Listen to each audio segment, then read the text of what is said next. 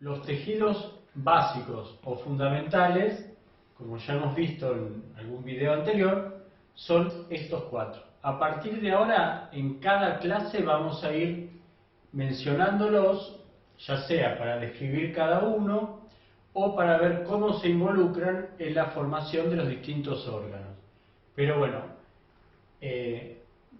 responder esta pregunta es esencial. En un final, cuando un estudiante no puede contestar cuáles son los tejidos básicos, se complica mucho la cosa, porque es el ABC de la materia, ¿sí? Poder distinguir las características de cada uno de estos tejidos es fundamental para nosotros. En este video vamos a empezar a desarrollar las características del tejido epitelial, pero antes vamos a hacer un ejercicio que hacíamos normalmente en la clase presencial. Bueno, ahora vamos a ver cómo sale a distancia. Supongamos que cada una de estas figuras es una célula. Entonces la pregunta es, estas tres imágenes, este grupo de células, este grupo o este grupo, ¿se pueden denominar tejido? ¿Este grupo de células es un tejido? Bueno, acá las células no son todas iguales. Las células de un tejido tienen que ser todas iguales.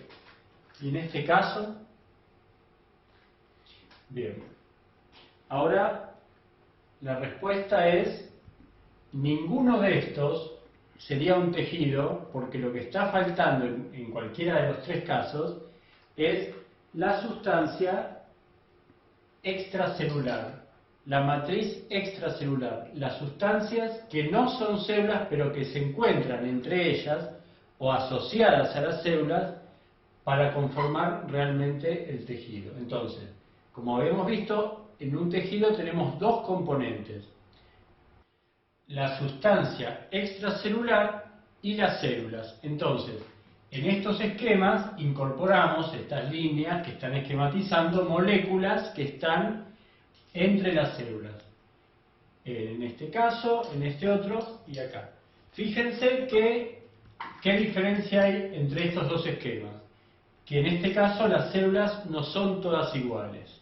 En este caso las células no son todas iguales y además la sustancia extracelular no se encuentra distribuida en cualquier parte de los intersticios intercelulares, sino que está ubicada en una sola posición, ¿sí? No voy a usar adjetivos específicos que todavía no explicamos, pero se encuentra muy reducida en una parte del tejido. Entonces, ahora sí, cualquiera de estos tres podrían ser ejemplos de esquemas de tejidos. Entonces, ¿la definición de tejido indica que las células tienen que ser todas iguales? No. Pueden serlo, pero pueden ser distintas. La sustancia extracelular puede ser más abundante o puede ser muy escasa.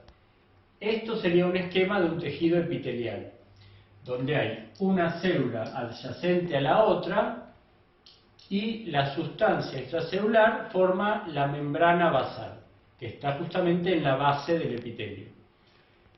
Y lo más importante, o tan importante como la presencia de células y de sustancias extracelulares, es la disposición de esos componentes, porque comprar 100 gramos de sustancia extracelular y 100 gramos de célula y mezclarlo con una cuchara no es un tejido. Para que el tejido exista, va a estar dispuesto de cierta forma, va a tener a sus componentes dispuestos de cierta manera. Y eso permite la función del tejido.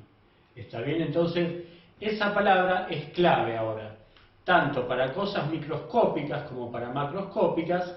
La disposición de los componentes permiten que esa estructura cumpla una función, ya sea una célula, un tejido, un órgano, un sistema. Si no hay un cierto ordenamiento, las funciones no se pueden cumplir. Otra cosa que tenemos que aclarar, al principio las clases son un poco lentas porque de todo hay que ir introduciendo conceptos, ¿no? Pero bueno, vamos a hablar de las características del tejido epitelial y también vamos a hablar de las características de las células epiteliales.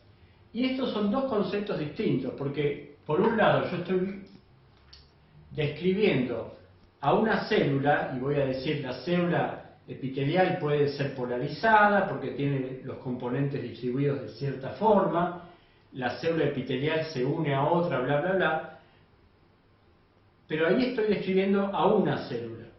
¿Estamos? Cuando yo hablo de la descripción del tejido, de las características del tejido, no voy a hablar de una sola célula, sino que voy a hablar de las características del ordenamiento, de la disposición, además de los componentes que tenga el tejido. Entonces, cuando uno habla de un tejido, tiene que hablar de un cierto ordenamiento, de cómo se disponen esas cosas que lo forman. Ahora sí, vamos a empezar a hablar del tejido epitelial. Estas características que están dibujadas, escritas en celeste, son características de todos los tejidos epiteliales, ¿sí? Estas que están en amarillo son características que pueden observarse o pueden no estar. Así que vamos a empezar por lo más general. Y mientras vamos hablando, vamos a ir buscando en estas fotos, que son de microscopía óptica, en qué partes, ¿sí?, se encuentra el tejido epitelial. Yo en esta foto distingo tres zonas bien distintas. Esto y esto. ¿Sí? Bueno, algunas de esas tres partes de la foto corresponden a un tejido epitelial. Y acá igual, está espacio en blanco, esto o todo esto. Bueno, ¿cuál de estas tres corresponde al tejido epitelial? La definición del tejido epitelial es morfológica. Se define por la presencia de una célula al lado de la otra. Eso es un rasgo estructural, morfológico. No estoy hablando de qué función cumple el epitelio, eso lo vamos a decir después. Entonces, las células adyacentes o en íntima aposición, o una al lado de la otra, como lo queramos decir, se verifica gracias a que hay un complejo de unión. Es decir, el complejo de unión está formado por proteínas transmembrana que están en una célula y en la otra y producen uniones entre ellas y garantizan que las células quedan adyacentes. Si no, una célula, si solamente está al lado de la otra sin algo que las una, se separarían. ¿Estamos? Entonces, el complejo de unión es una estructura formada por proteínas transmembrana que garantiza que las células se mantengan una al lado de la otra. Esto hace que la sustancia extracelular sea muy escasa. La sustancia extracelular del epitelio va a estar dada solamente por la membrana basal. La membrana basal es una capa, una lámina de glucoproteínas que se une a las células epiteliales de un lado y está en contacto con un tejido conectivo por el otro. ¿A qué llamamos membrana? ¿Por qué usamos la palabra membrana? ¿Qué quiere decir membrana? Ustedes ya estudiaron la membrana plasmática, conocen la membrana asfáltica que se usa para el techo. ¿A qué se le llama membrana? Membrana es una estructura con forma de lámina, de capa, ¿sí? Como si fuera un plano, no plano en el sentido geométrico, sino algo que está muy desarrollado en dos dimensiones y muy poco en la tercera, ¿sí? Y vamos a ver membranas microscópicas, membranas macroscópicas. Bueno, la membrana basal es un rasgo característico de los epitelios. Y justamente está en la frontera, ¿sí? Si bien la membrana basal forma parte del epitelio, está dividiendo el epitelio del tejido conectivo.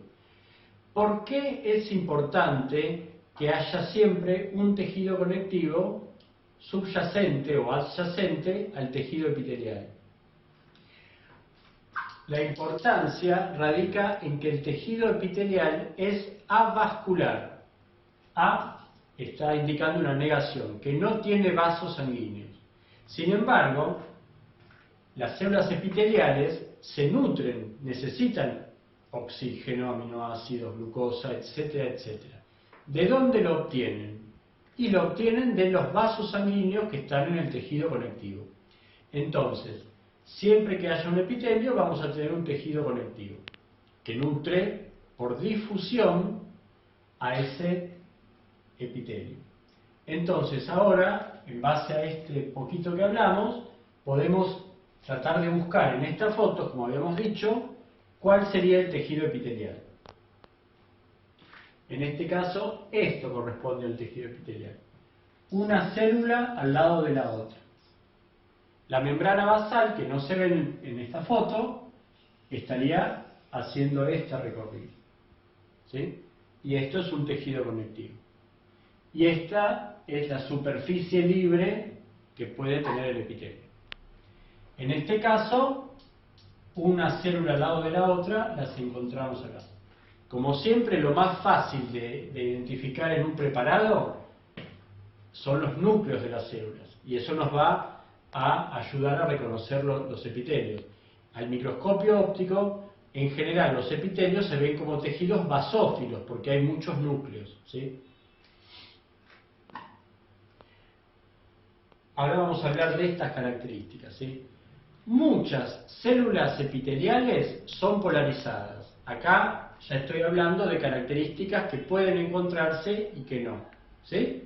Entonces, la polaridad de las células no es una característica exclusiva del tejido epitelial, ni es una característica necesaria, ¿sí? Pero hay muchas células que son polarizadas. ¿Qué quiere decir que una célula sea polarizada? Que tiene sus componentes subcelulares, las porciones, las estructuras, los componentes que forman a esa célula, distribuidos en una forma particular, asimétrica. Entonces, por ejemplo, en este caso, uno puede hablar de una región apical, de una región basal, de eso vamos a hablar también, porque ahora empiezan a haber una terminología específica. Dado que esta célula es asimétrica, vamos a decir que hay una porción basal que está cerca de la base del epitelio, cerca de la membrana basal, u orientada hacia la membrana basal, una parte opuesta a la porción basal, que es la porción apical, ¿sí? Y después vamos a tener regiones laterales. Entonces, esta célula es polarizada. Yo voy a encontrar ciertas estructuras en la parte basal de la célula, ciertas estructuras en la parte apical y ciertos componentes o estructuras en las partes laterales. Por otra parte, muchos epitelios revisten superficies, y ahí ya nos vamos a meter con las funciones, porque las dos funciones más importantes de los epitelios es la de revestimiento, de tapizar superficies, y la de secretar, es decir, formar glándulas. Ahora, los epitelios que revisten, muchas veces, o siempre, en este caso, van a tener una superficie libre. Esa superficie puede ser la superficie externa del cuerpo, y ese epitelio será la epidermis, por ejemplo, ¿sí? O puede estar revistiendo cavidades internas, ¿sí? La cavidad abdominal, la cavidad torácica, o también la luz de órganos huecos como las arterias, las venas, el intestino, la tráquea y un montón más. Entonces, en esos casos, cuando hay una superficie, el tejido que reviste es tejido epitelial. ¿Hay excepciones? Sí, hay excepciones. Por ejemplo, en las articulaciones móviles hay una cavidad que contiene el líquido sinovial y la membrana sinovial que reviste esa luz es de tejido conectivo, pero es un caso muy particular. Después, en la mayor parte de las superficies corporales, internas, externas, que contengan medio interno, que contengan medio externo, vamos a encontrar un epitelio. ¿Está bien?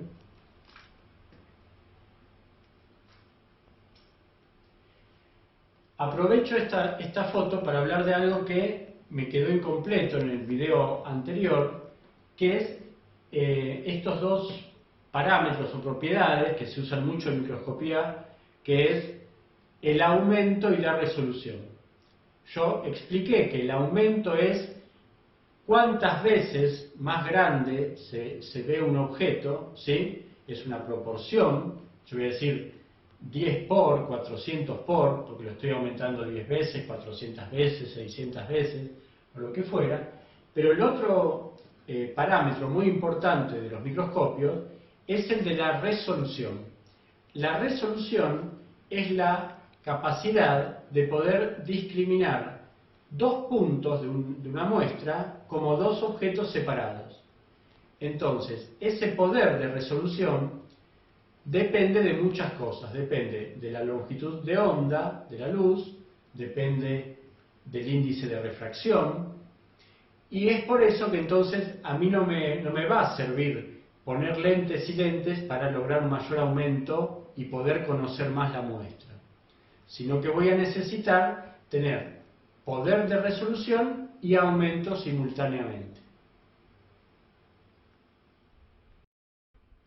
Fíjense que en este caso yo puedo distinguir estas estructuras pequeñas que están en la parte apical de la célula, y si aumento y nada más, y las veo cada vez más borrosas. Entonces no hay un beneficio en aumentar, sino está acompañado por aumento de resolución, o porque la resolución se mantenga.